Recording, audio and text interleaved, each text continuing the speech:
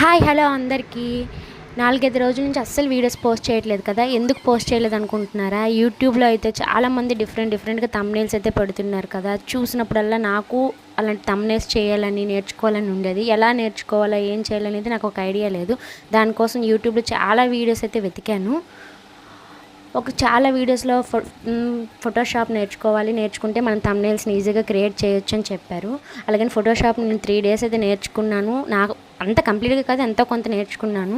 But దానికోసం మన దగ్గర అయితే ల్యాప్టాప్ ఉండాలి. చాలా టైం ప్రాసెస్ ఒక థంబ్నెయిల్ క్రియేట్ చేయాలంటే. అలా కాకుండా ఫోన్ మన దగ్గర ఉంటే ఫోన్లోనే వితిన్ 5 to 10 మినిట్స్లో మనం క్రియేటివ్గా థంబ్నెయిల్ని అయితే క్రియేట్ చేసుకోవచ్చు.